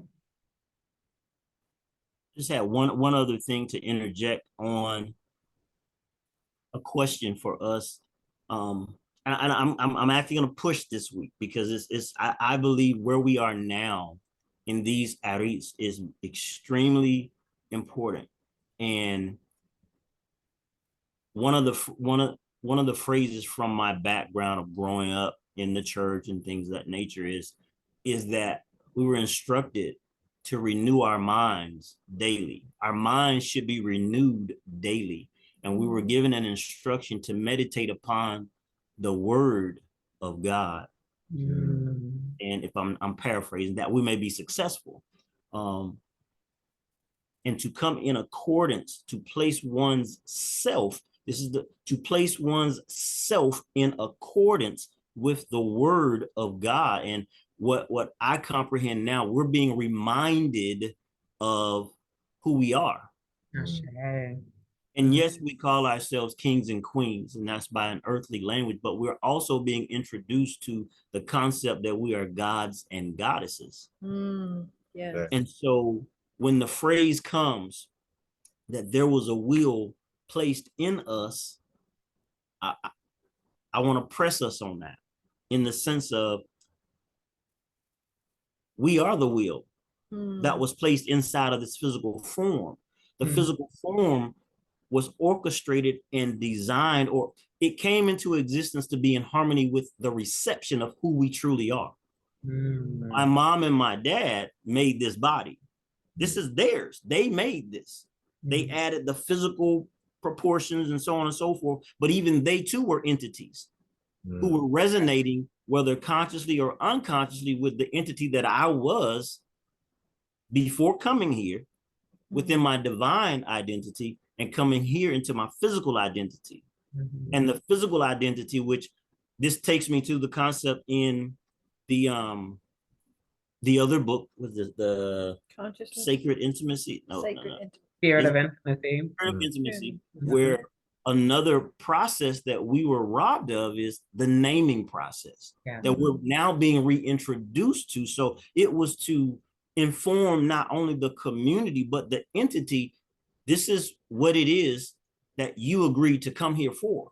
That's right. So it's within that name that is given within that process that usually the mother and the father, but the mother is so in tune and in harmony with that entity that just to understand the agreement and the function and the role of the mother being spiritually aligned, communicating with an entity existing within a whole different sphere of reality, and now taking in the downloads for when that entity actually enters through her womb into this world. And so having luggage that entity couldn't carry at that time to actually download to the entity. Thus, also in that, I think it was that, in that book where, no, it was the next book, whereas the child spends the majority of the time, the initial time, with the mother and the grandfather. It was in that book too. Yeah, that was in there too. Yeah. Yeah. With that, I yield. Okay, and I wanted to say one thing real quick. I think that needs to be our next book study. Yeah, y'all. I think so. I That think would be great. I just Love wanted hearing to it. say real quick the way that I have been, there I go with the I, but lately what's been coming to me for ego check is I count how much I'm saying I, or where it's coming from. And that's helping me to kind of balance out, this is divine spirit, this is not me. This is divine spirit, this is not me. So that's all. that's a good one. That's a good one. Ashe. Yeah. I love that. Yeah. I love that. Yeah. And I do think that should be the next book that we it comes Spirit up of so often. Intimacy. Yeah. I think Yeah. And it's a quick read. It Like, is. but definitely I think that's something we all would enjoy reading together. Yes. even those of us who've read it, and right? break Like to down. go through it together. Yeah. Because the way we all see things Yeah. from a different lens and share, I think It'd be a it'll great be conversation. great. Yeah. Yeah. So thank you for recalling that, Brother Chu, Sister Constance. And you're right, sis. Like, I mean, that idea of you can be having discussion with someone, right? And say I, me, and my so many times, right? And then just being conscious of that in and of itself helps you to balance the ego, right? And allow space for the other person. Yeah. Energetically and otherwise. That is something I thank you for that, because that is something that I'm gonna see. I'm gonna start doing even within. Am I thinking about I in this moment? Like I'm gonna do that. Yeah. Be more conscious of that. Yeah. So give thanks for Yeah. that. So Yeah. good things. All right, y'all. So you know we have to have homework, okay? I thought that was the homework. We do so much work together. We didn't just do the homework. I thought that was the homework. So we have homework. And our homework is considering the insights gained from reflecting on your ego, persona, and true self. How can you strive for greater alignment and authenticity in future interactions and decisions? And the reason why, we thought that this kind of a question would serve us well as homework is because sometimes it can be really tough to pull back the layers and be honest with yourself about the areas in your life where you're lacking authenticity. Mhm. And sometimes you have to sit with it with yourself for a little bit Right. before you feel like you could reveal it to anyone else. But we all know the spaces that you get into and maybe you shrink a little bit, or the storylines that you tell but you hold back a little piece of the story. You know what I mean? Or like those are the things, right? To Right. really explore and say, is it my ego? Is it my persona that's preventing me from showing up as my true self and just saying the thing? Right. Saying it, because who can judge me? You know what I mean? It's my truth. And if I know my why and how it has aligned to what you said right there earlier on around the lesson, Mhm. then I can relieve myself from all shame Right. and own it and come into alignment, greater alignment even, and authenticity in future interactions and decisions. Then the next step on that is, what steps can you take to now cultivate self-awareness, embrace the vulnerability, and express your true self more fully in your relationships and everyday life? So in what ways can you do that? So I think one of the examples that Queen Constance just gave is like just being mindful of how frequently am I saying I? Not to say you shouldn't, but Right. just being mindful of it, giving yourself the pause and the pullback to think about it and assess if it was excessive. You know what I'm saying? Right. Or if it was imbalance, right? That's the self-awareness. And then the embracing of vulnerability, who have you been sharing with and yet holding back truth from? Who has asked you to come to them in honesty about something and you've been holding back because it's going to reveal something about you that you're not comfortable with revealing? How can you embrace the vulnerability? How can you embrace the vulnerability and just say it? Just say it out loud and let it be what it is, and receive the medicine from it. And then expressing your true self. So how do you now walk out there and proudly carry, your true self? Whether it's in your relationships, your everyday life, whatever it is. But so it's two things. Identifying that spot where you know that you're not showing up 100% authentically, and then identifying how you can do it. How you can do it. And maybe we can have accountability even just within each other on it. You know what I'm saying? So we can assign some of that too. But yeah. I think I love this actually. As you're talking and you're saying it, the thing that kept coming up for me is freedom. Right? Freedom. Then I'm starting to look, at what is freedom, right? And it's, to me, I break it down. Brother Truth, just in your way, right? To break down words, right? Free. For me, DOM for me meant domestication, right? Domesticated. So now I looked at what is domesticated, to be tamed, right? So be free of being tamed. Of that. That's what shows up for me. I want to be released. I want to be free from wild and free. Yeah. So I love that. I love that. And it's so true because it is freeing to be able. It is. How often do you feel contained? Right. Now that you said that, like the domesticating part of that just makes me think of even like animals, right? Or like domesticated pets even, and how they're contained. So it's like, how contained do we feel when we're hiding something and we have to hold it so close because we want to make sure no one knows, no one finds out, and how much more freeing it feels to not have to worry about it because literally you can say, I have nothing to hide. That's it. Like how much more free and light can you feel, and then the people who stay, now you have authentic relationships with those people. The people who don't side-eye you afterwards, they see you for the true you. That's it. Now imagine a community Mhm. of free dumb Exactly. people, right? Exactly. Mm, Exactly. mm, Exactly. Ashe. I say, You I think? say, yeah, that's. All right, family. Any parting words before we wrap up here?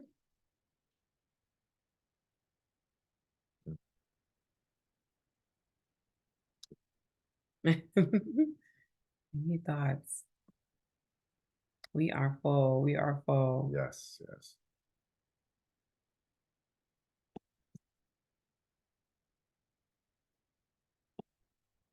Give thanks. Okay, so this was a great discussion. Yeah, yeah. I just have to say. Yes, thank you, family. I every week I am thankful and I sit in gratitude for the lessons learned together as community, as family. The words, the energy, the exchanges, the breakdowns. I always walk away like, wow, like I learned so much. I feel the energy of Mhm. connection. So I'm in gratitude. Thank you, community. Thank you, my family. Yeah, yeah. I feel like an expansion after every session that Yeah. we have. Like I feel like I've grown Yeah. just a little more and a little more Yeah. every single time.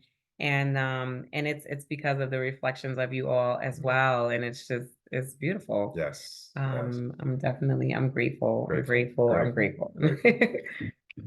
And Dre and Sha.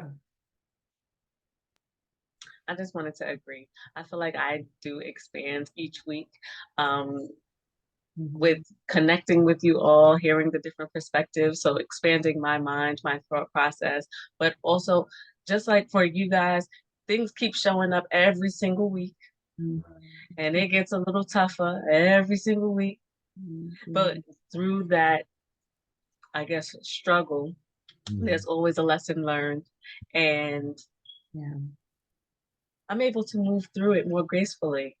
I don't feel overwhelmed anymore. I don't feel like I'm doing too much anymore. I don't feel like I'm spreading myself too thin. It's like, and if I do, I feel like, okay, I have somebody that I can talk to about it. And they can always help me return back to the tools that I need to be using in order to get back to where I need to be.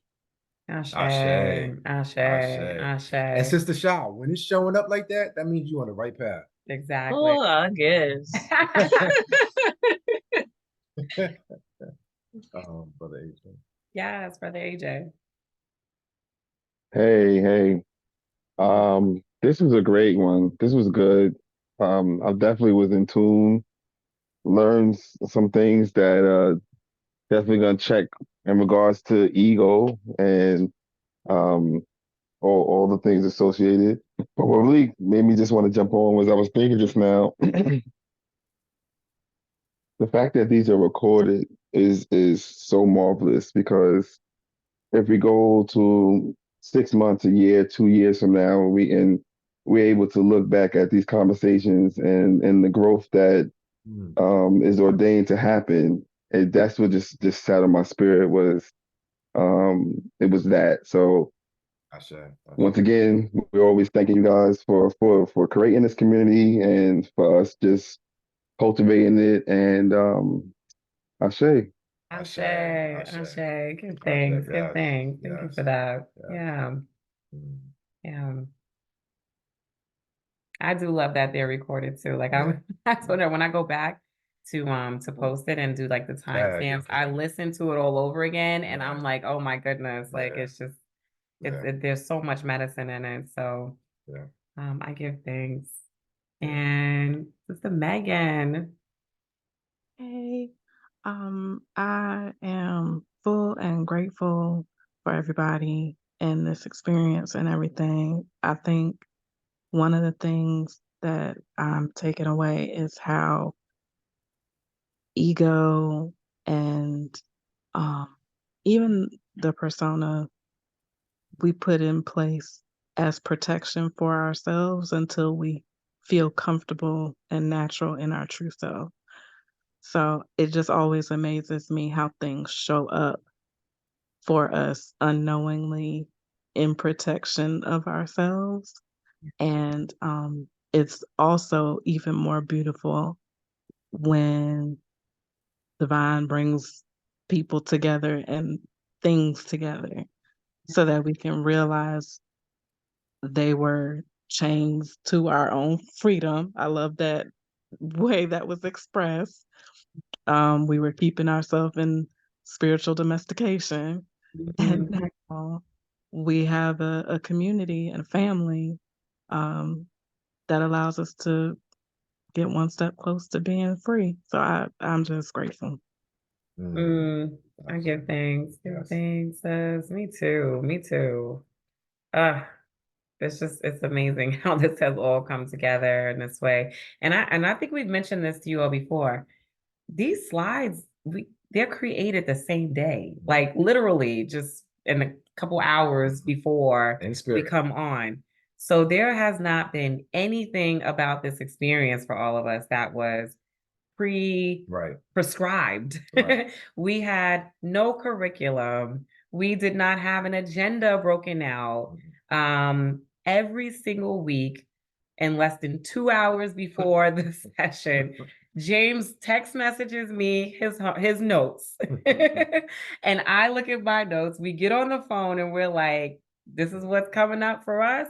How did it relate to that disagreement we had yesterday and the day before? Because it always shows up in that for us, Right. just being honest, right? Yeah. And then we're like, okay, Yeah. this is what it is. It's truly in spirit. So yeah. We are manifesting this week after week as a group, all of us. Like Yeah. we are manifesting this week after week. So it is from what the sisters are discussing, what the brothers are discussing, what's coming up in our lives when we open up these portals. And so I am amazed every single week. And just to add to what Brother AJ said, that's why the recording is like, Right. can you believe that this is what came up? Right. You know what I mean? Like it's mind blowing. Like we have no idea what next week is going to be about, right? Like, and we sit in that every week after week. It's 9 weeks. Yeah. And this is our journal. Yeah, a journal. This is our community journal. Community journal. Would you look at that? Oh That's my it. goodness. I love that. We love you all in the chat. Sis Alicia said, I'm moving too fast on the thank you for breaking down ego. It has changed my thought of the definition. Yeah. I know when we were exploring it, too, it's like, wow, because it's true. And I think Shaw mentioned this early on, like you get so trapped in arrogance and all the other things that feel like close cousins, they feel like first cousins to the ego. Right. And so sometimes it's hard to see that it's not the same. So yeah, it has definitely helped shape our definition too. So I shaded that. Alicia says, love you, family. We love you too, sis. Yes. We love all of you, and we are so grateful. And Brother AJ said, You're right, James, Brother we might AJ. have got a brownie flavor. Why you had to put it out there, though, Brother AJ? Journal. You just ruined my brownie points.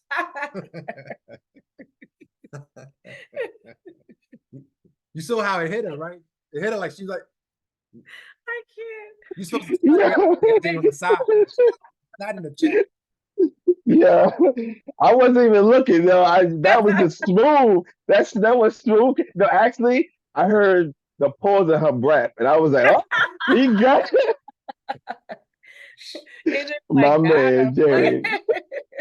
That was a good one, bro. I like that. I love it. I love it. Oh my goodness. All right. We love y'all. Love y'all. So give thanks. Yeah. We owe the drop into the chat for last week's recording, which is now ready. So that'll be going out this evening. And then tomorrow we'll have this recording out there too. So, all right, family. Ready to close out? We're ready. Okay. We can unmute. In spirit, if you want to unmute, please do. All right. Okay. I am grateful for the insights gained. I am grateful for the insights gained. I carry the strength of our community with me. I carry the strength of our community with me. I continue my journey with love and purpose. I continue my journey with love and purpose. Until we meet again in gratitude and growth. Until we Until we meet meet again. again. And Out of some gratitude gratitude and growth. and growth. Ashe. Ashe. Ashe. Give All right. thanks. Love y'all, family. Yeah, Y'all. love y'all. So much love. Love y'all. Love y'all. Too. Love Night. y'all. Great rest of the Night, evening. night. Thanks. Again. Yeah, it's amazing. It's a great group. Yeah. It's amazing. Yeah.